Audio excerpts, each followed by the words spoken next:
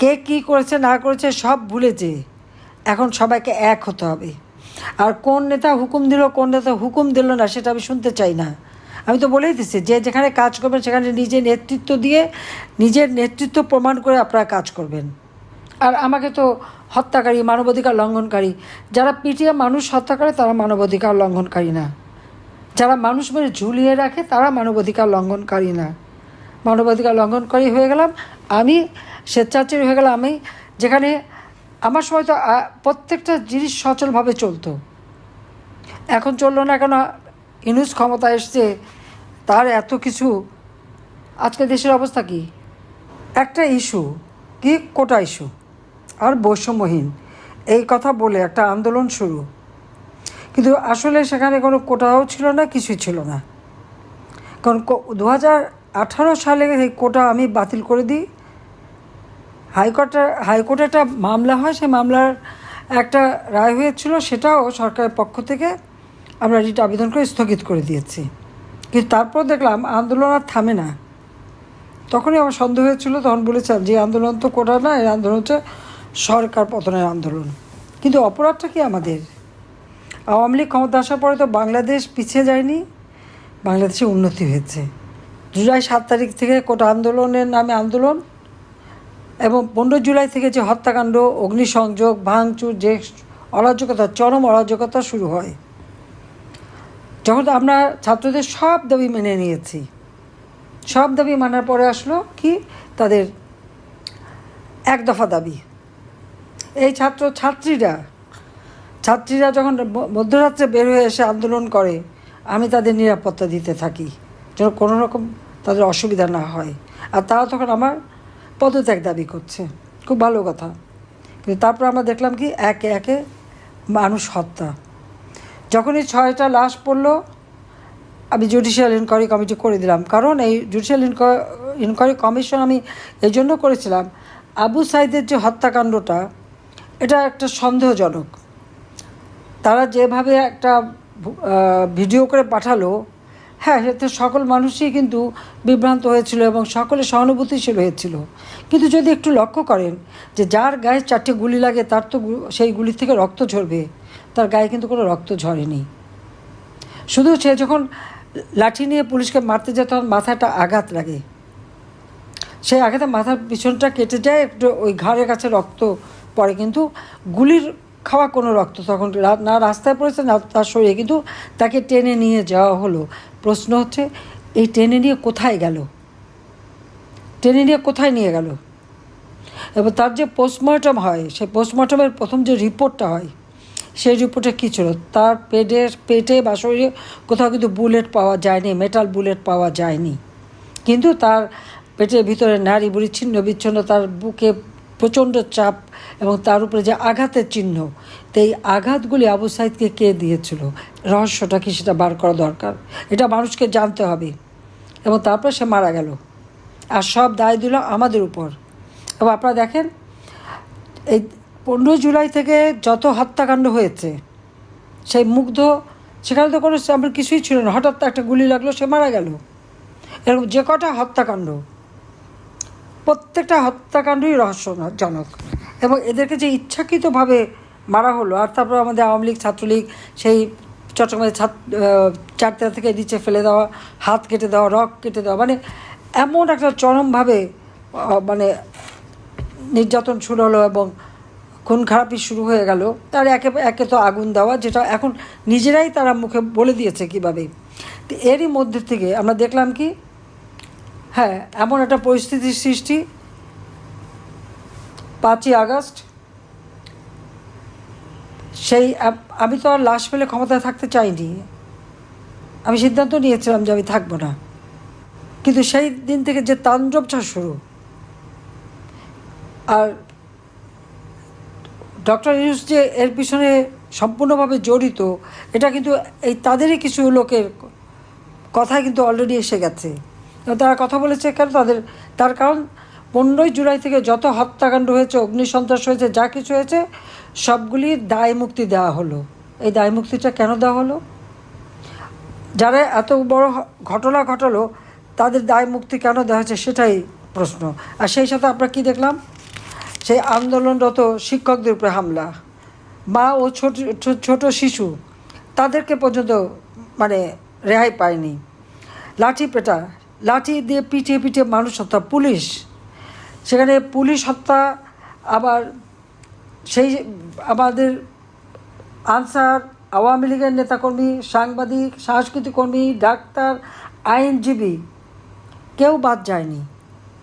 লাঠি দিয়ে পিটিয়ে পিটিয়ে মানে কুপিয়ে নানাভাবে এই হত্যাকাণ্ডগুলি করা হলো। পুলিশকে মেরে মেরে ঝুলিয়ে রাখা, আওয়ামী লীগ নেতাকর্মী মেরে মেরে ঝুলিয়ে রেখে তাদেরকে মারা, যত দখল বাণিজ্য, আগুনে পোড়ানো, বাড়িঘর পোড়ানো। আওয়ামী লীগের তো কোনো নেতাকর্মী ঘর নাই, বাড়ি নাই, ব্যবসা নাই, প্রতিষ্ঠান নাই, তাদের ইন্ডাস্ট্রি, তাদের সব কিছু আগুন দিয়ে জ্বালিয়ে দিয়ে নিঃস্ব করে দেওয়া, কি আওয়ামী লীগকে শেষ করে দেবে।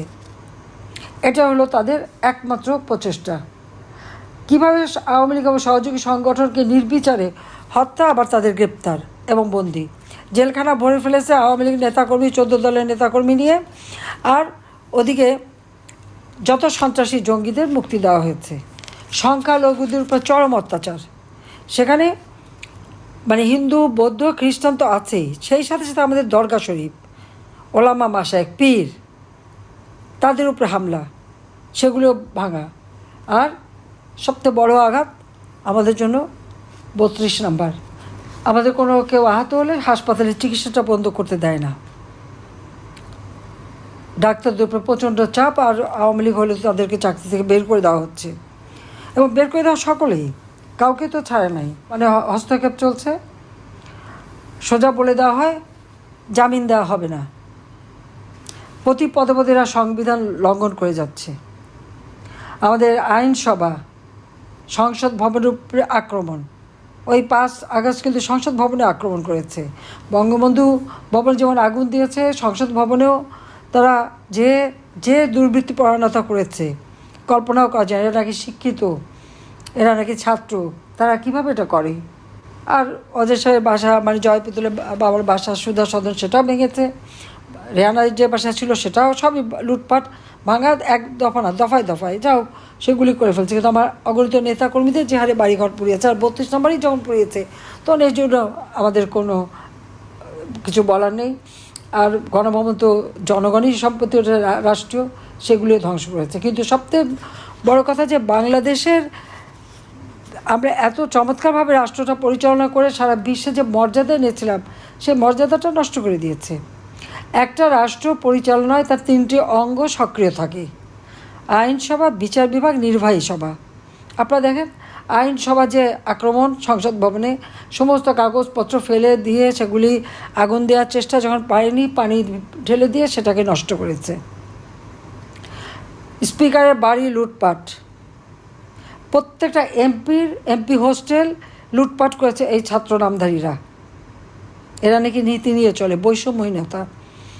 প্রত্যেকটা এমপি হোস্টেল ভেঙে তাদের রুম থেকে সমস্ত জিনিসপত্র লুটপাট, এবং প্রতিটি বাড়ি, সংসদ সদস্য, মন্ত্রী বা আমাদের আওয়ামী লীগ নেতাকর্মীদের বাড়িতে হামলা, লুটপাট, আগুন দেওয়া, এইগুলি করে দিয়েছে। গেল আইনসভা। বিচার বিভাগ, লাঠি সোটা অস্ত্র নিয়ে ছাত্র নামধারীরা গেল, চিফ জাস্টিসকে পদত্যাগ করতে হবে, তার বাড়িতে হামলা, উচ্চ আদালতে হামলা। এই ধরনের অরাজকতা কেউ দেখেনি। বিচার বিভাগকে এইভাবে ধ্বংস, সেই সাথে নির্বাহী বিভাগ। আজকে আমাদের সরকারি, বেসরকারি বলেন, পুলিশ বা আইনশৃঙ্খলা রক্ষাকারী সংস্থা বলেন, প্রত্যেকটা জায়গায় হস্তক্ষেপ, শত শত নেতাকর্মী, শত শত পুলিশ অফিসার এবং তাদের বিরুদ্ধে মামলা, এবং তাদেরকে হত্যা করা, কত হাজার, 450 থানা পুলিশে আগুন দিয়ে পুড়িয়েছে, সেগুলিও একে একে ধ্বংস। তার উপর মানে কারো কোনো মানে কিছু জন্য বলারই নাই, একেবারে সব ছেড়ে দিয়েছে এইভাবে।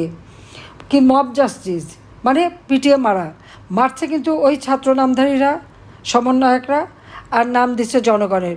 জনগণ তো করেনি, অস্ত্রধারী সন্ত্রাসী হয়ে যারা আসছে তারাই করছে, জঙ্গিরা, তাদের সাথে এই সমন্বয়। এবং এটা হচ্ছে ইউনূসের মব গ্যাং, ইউনূসের মব গ্যাংই এই হত্যাকাণ্ডগুলি ঘটাচ্ছে, আর সব কিছু দায় দায়িত্ব জনগণের উপরে চাপাচ্ছে।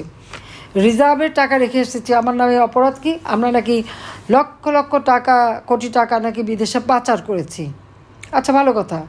আমি রিজার্ভ রেখে আসলাম 26 বিলিয়ন ইউএস ডলার, কিন্তু এই আগস্ট মাস থেকে আমরা তো আর পাচার করতে পারিনি। তাহলে পাচারটা করলো কে? অর্থ। আর কেন বাড়লো না? যদি ডক্টর ইউনূস সুদখোর ক্ষমতায় এসে যদি টাকা পাচার বন্ধই করে থাকবে, তাহলে রিজার্ভের টাকা বাড়েনি কেন? সে প্রশ্ন তাদের আমি করে যাচ্ছি, সেই উত্তর তাদের দিতে হবে। তারা তো বাড়াতেও পারেনি, আরও উল্টো যাচ্ছে। তো এখন একটাই কথা, এই যে ছাত্র নামধারী এদেরকে এক সন্ত্রাসী বাহিনী বানিয়েছে, ছেলে মেয়েদেরকে বেয়াদবি শিখিয়েছে, এদের কথাবার্তা, শিক্ষকদের অপমান করে করে তাদের পদত্যাগ করানো, কোনো কিছুতে কোনো ডিসিপ্লিনই নাই, পড়াশোনা করবে না, অটো প্রমোশন। প্রত্যেকটা শিক্ষা প্রতিষ্ঠান আজকে সন্ত্রাসীদের দখলে, মানুষকে ধোঁকা দিয়ে ক্ষমতা দখল করে। এখন কথায় যত দোষ আওয়ামী লীগের। সেই ডেভিল হান্ট, অর্থাৎ শয়তানকে খুঁজতে গেছে। যারা নিজেরাই শয়তান, তারা আবার শয়তান খুঁজবে কোথায়? শয়তান তো তাদের অন্তরেই রয়েছে, তারাই নিজেই রয়ে গেছে। এটা হলো বাস্তব কথা। যাও, এই কোনো হত্যার কোনো কিছু বিচার নাই, আইনের শাসন নেই। সংখ্যালঘুদের উপরে যখন অত্যাচার হয়, বিদেশে যখন প্রশ্ন করে, ইউনূস বলে না, এটা সংখ্যালঘু না, এটা হলো রাজনৈতিক। তাহলে কথা হচ্ছে, রাজনৈতিক হত্যা কেন করবে তারা? সেই প্রশ্নের জবাবটা তো তাকে দিতে হবে, কেন রাজনৈতিক হত্যা হবে? এবং মানুষের পেটে খাবার নাই, সেখানে পয়সা খরচ না, কিন্তু উনি ওখানে তার প্রচারের জন্য 40 জনকে হায়ার করেছে, এক একজনকে 5 লাখ 7 লাখ টাকা করে বেতন দিয়ে বসাচ্ছে, শুধু আওয়ামী লীগের নেতা কর্মীদের বিরুদ্ধে অপপ্রচার চালানো আর ইউনূসের গুণগান গাওয়া। তো যতই গুণগান কাক, তার দুঃশাসনে মানুষের জীবনে নাবিশ্বাস উঠে গেছে, একেবারে নাবিশ্বাস উঠে গেছে। মানুষ এখন এর হাত থেকে পরিত্রাণ চায়। সেই জন্য আমি একটা কথা বলবো, যে 15 বছর 7 মাস একটানা আওয়ামী লীগ ক্ষমতায়, 15 আগস্টের পরে এটা কিন্তু কেউ ভাবতেই পারেনি। আওয়ামী লীগ ক্ষমতায় থেকে যে জনগণের যে কল্যাণ হয়, জনগণের যে উন্নতি হয়, আর্থসামাজিক উন্নতি যে করা যায়, আমরা তো প্রমাণ করেছি। কিন্তু আজকে সব ধ্বংস করে দিচ্ছে। স্বাধীনতার চেতনা, স্বাধীনতার ইতিহাস বিকৃত করা, স্বাধীনতার স্মৃতিগুলি মুছে ফেলে দেওয়া, এটাই হচ্ছে এদের কাজ। তবে এরা কারা তাহলে? সেই পরাজিত শক্তি, হানাদার পাকিস্তানি বাহিনী, তাদেরই দোসর হয়ে গেছে। তাদের পা চাটতে খুব ভালো লাগে তাদের। আর বাংলাদেশটাকে এখন আরও একটা গভীর সংকটের মধ্যে ফেলার চেষ্টা করছে এই সুদখোর ইউনূস, যাদের বদৌলতে সেই ইউএসএইডের টাকা, সোরসের টাকা, সেই বাইডেন আর হিলারি তো তার গুণগানে মুগ্ধ, কারণ এত মোটা টাকার যে দিয়েছে, তার একটা মানে কৃতজ্ঞতা থাকবে না? সেই কৃতজ্ঞতায় তার জন্য তদবির করে বেড়াচ্ছে, খুবই খুশি দেখা যাচ্ছে। কিন্তু আমাদের দেশটাকে কোথায় নিয়ে যাচ্ছে? আজকে সামনে আরও গভীর সংকটে ফেলে দেবে এই দেশ। এখান থেকে মুক্তি পাওয়ার জন্য আমাদের যে যেখানে আছেন ঐক্যবদ্ধ হতে হবে। কে কী করেছে না করেছে সব ভুলে যেয়ে এখন সবাইকে এক হতে হবে। আর কোন নেতা হুকুম দিল, কোন নেতা হুকুম দিল না, সেটা আমি শুনতে চাই না। আমি তো বলেই দিচ্ছি, যে যেখানে কাজ করবেন সেখানে নিজে নেতৃত্ব দিয়ে, নিজের নেতৃত্ব প্রমাণ করে আপনারা কাজ করবেন। এবং বহুবার আমাদের উপরে এরকম হামলা এসেছে, বিশেষ করে সেই 75 পর থেকে তো আসছি। এই অবস্থায় সকলকে এক হতে হবে, রুখে দাঁড়াতে হবে। এবং বাংলাদেশের মানুষের জীবন মান আজকে যে সম্পূর্ণভাবে ধ্বংসের দিকে, এই ধ্বংসের হাত থেকে বাংলাদেশকে রক্ষা করতে হবে। এবং আমার দৃঢ় বিশ্বাস, আওয়ামী লীগের যে জনগণ এবং সাধারণ মানুষের যে সমর্থন আওয়ামী লীগের প্রতি, সেটা যদি আমরা সঠিকভাবে তাদের পাশে দাঁড়াতে পারি, এই দেশের জনগণই কিন্তু এই ইউনূসকে ক্ষমতা থেকে হটাবে এবং জনগণের আদালতেই এদের বিচার একদিন ইনশাল্লাহ হবেই।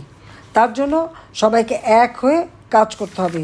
একটা হচ্ছে আমাদের কী কী অ্যাচিভমেন্ট ছিল, সেটা যেমন মানুষকে বলতে হবে।